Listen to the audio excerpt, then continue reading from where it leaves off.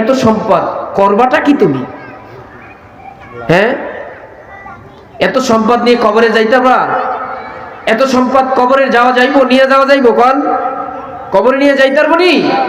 পারবো না তো। এত টাকা রাখবা কোথায়? কাপনে যে পকেট নাই।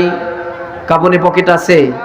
3 টুকরা সাদা কাপড়ের কাপড় দিয়া তোমারে প্যাকেট কইরা তারপরে কবরের মধ্যে পাঠায় দেওয়া হবে। সূরা নিসা 69 নম্বর আয়াতের কথা বলছিলাম।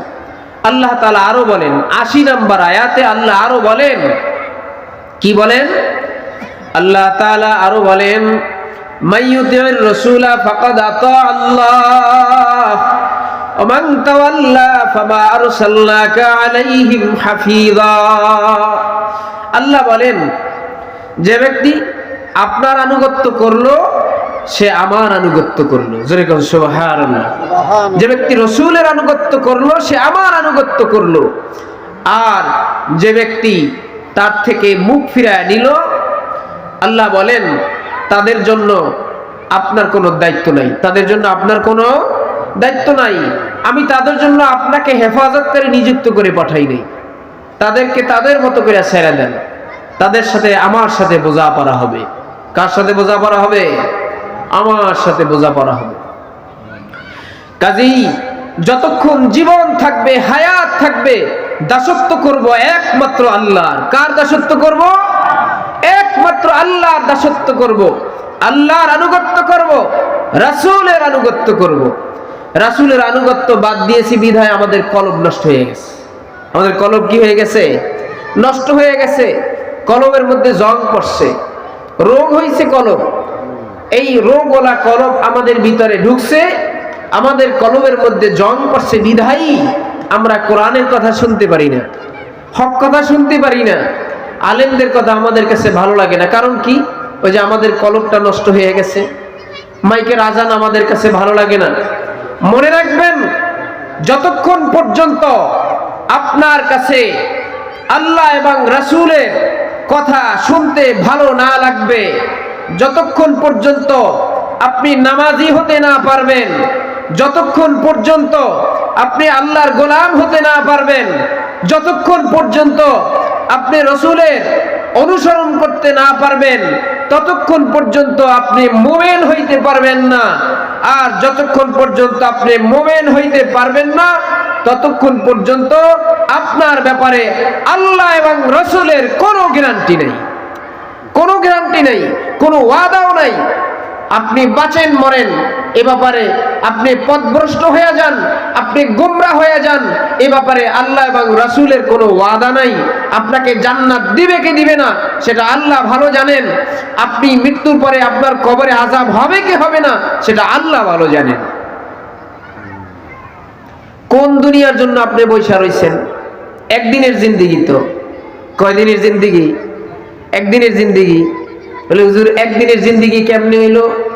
আল্লাহ তাআলা জাহান্নামীদেরকে প্রশ্ন করবেন। সূরা মুমিনুনের 112 নম্বর আয়াতে বলছেন। কত নম্বর আয়াত? 112 নম্বর আয়াতে আল্লাহ তাআলা ইরশাদ করেন, জাহান্নামীদেরকে প্রশ্ন করবেন, ক্বালা ইল্লাবিসতুম ক্বালা কাম লাবিসতুম ফিল আরদি আদাদা সিনিন। আল্লাহ তাআলা ইরশাদ করেন, ক্বালা কাম লাবিসতুম ফিল আরদি আদাদা সিনিন। আল্লাহ তাআলা বলবেন, তোমরা পৃথিবীতে কতদিন অবস্থান করছিলা বছরের গণনায়? তখন তারা বলবে ক্বালা কাম লাবিসতুম ফিল আরদি আদাদা সিনিন। তখন তারা বলবে 113 নম্বর আয়াত, ক্বালু লাবিসনা ইয়াউমা, ক্বালু লাবিসনা ইয়াউমা, আমরা মাত্র একদিন ছিলাম। কয়দিন? একদিন। ক্বালু লাবিসনা ইয়াউমা আও বা'দা ইয়াউম, অথবা দিনের কিছু অংশ। দেখেন, একদিনও না, দিনের আও বা'দা ইয়াউম, অথবা দিনের কিছু অংশ। ফাসআলিল আবদিন, তারা বলবে ফাসআলিল আবদিন, আপনি গণনাকারীদেরকে জিজ্ঞাসা করুন, যারা এই বিষয়ে খবর রাখছে তাদেরকে জিজ্ঞাসা করুন।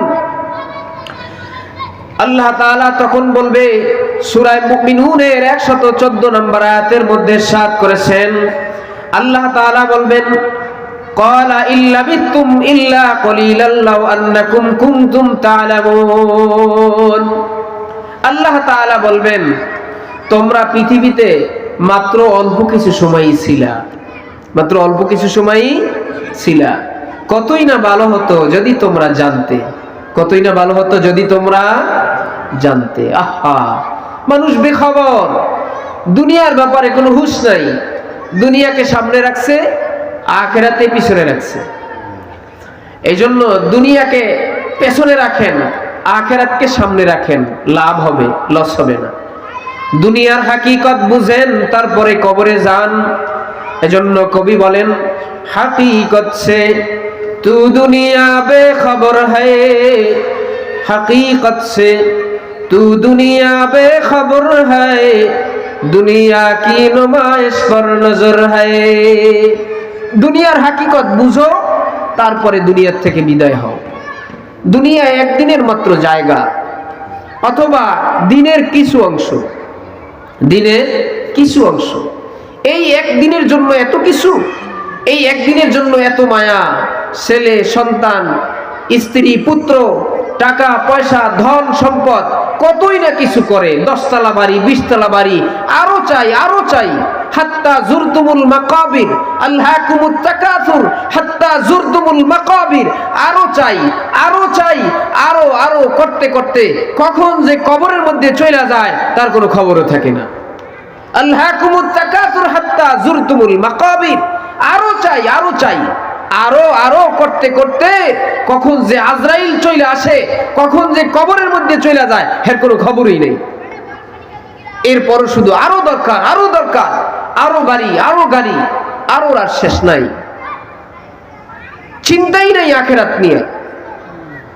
এই যে রমজান মাস আসছে, বক্তাদের একটা ওয়াজের মৌসুম থাকে, থাকে না? কর্মচারীর একটা মৌসুম থাকে রমজান মাসে কাজ করার, ব্যবসায়ীদের একটা মৌসুম থাকে, ইবাদতেরও একটা মৌসুম আছে, বিশেষ একটা মৌসুম ইবাদতের। এই যে রমজান মাস আসছে, কিছু নাফরমান দেখবেন এই রমজান মাসেও রোজা রাখবে না, কিছু নাফরমান এই রমজানেও নামাজ পড়বে না। জিন্দিগিটা তার কাইটা গেল, অথচ জিন্দিগিতে একটা বারো আল্লাহর কুদরতি কদমে সেজদা দিল না। এই নাফরমান আবার মুসলমান দাবি করে, এই নাফরমান আবার বলবে আমি মুসলমানের সন্তান। এই নাফরমানের মৃত্যু হইলে আবার জানাজার জন্য হট্টগোল শুরু করে, অথচ এই নাফরমানের চেহারার দিকে দেখলে বোঝা যায় না যে মুসলমান, হিন্দু না বৌদ্ধ না খ্রিস্টান, বোঝাই যায় না।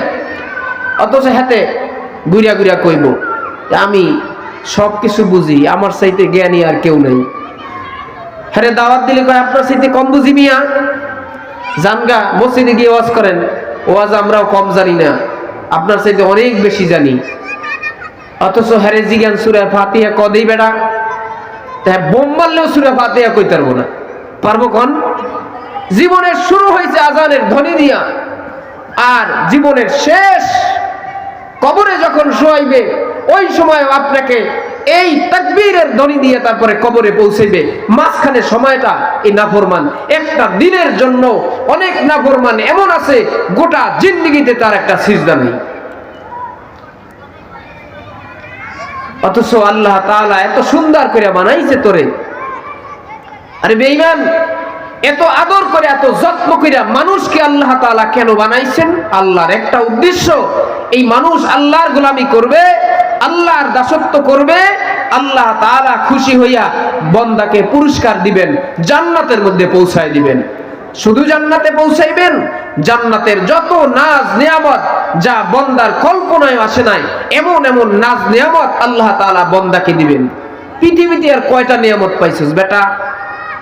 কয়টা নিয়ামত আর আছে পৃথিবীতে? এর চাইতে হাজারো কোটি কোটি গুণ বেশি জান্নাতের ভিতরে আল্লাহ তাআলা আপনার আমার জন্য নিয়ামত সাজায় রাখছেন।